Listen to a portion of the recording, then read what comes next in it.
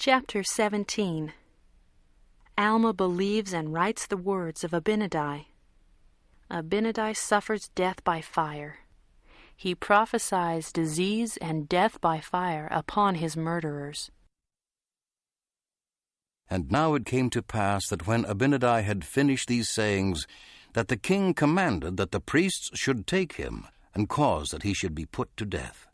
But there was one among them whose name was Alma, he also being a descendant of Nephi. And he was a young man, and he believed the words which Abinadi had spoken, for he knew concerning the iniquity which Abinadi had testified against them. Therefore he began to plead with the king, that he would not be angry with Abinadi, but suffer that he might depart in peace. But the king was more wroth, and caused that Alma should be cast out from among them, and sent his servants after him, that they might slay him. But he fled from before them, and hid himself, that they found him not.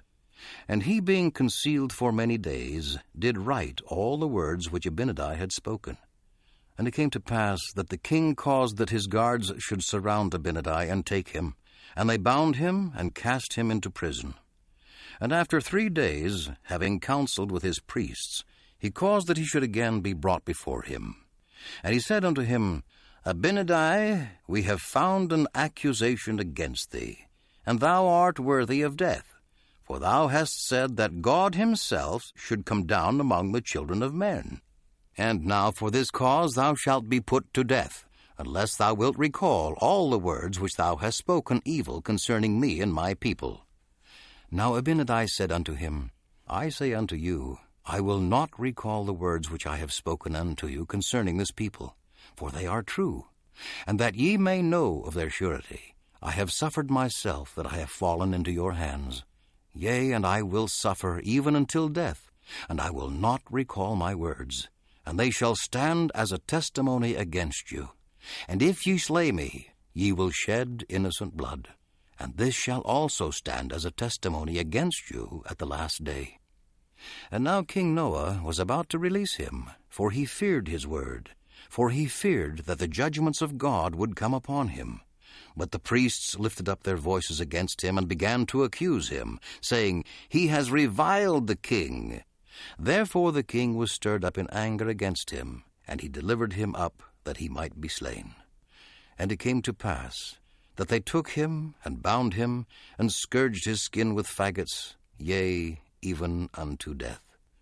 And now when the flames began to scorch him, he cried unto them, saying, Behold, even as ye have done unto me, so shall it come to pass, that thy seed shall cause that many shall suffer the pains that I do suffer, even the pains of death by fire, and this because they believe in the salvation of the Lord their God. And it will come to pass that ye shall be afflicted with all manner of diseases because of your iniquities.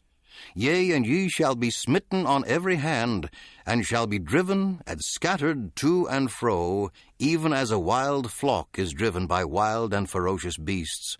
And in that day ye shall be hunted, and ye shall be taken by the hand of your enemies, and then ye shall suffer, as I suffer, the pains of death by fire.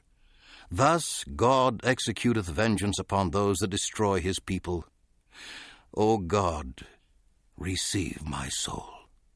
And now when Abinadi had said these words, he fell, having suffered death by fire, yea, having been put to death because he would not deny the commandments of God, having sealed the truth of his words by his death.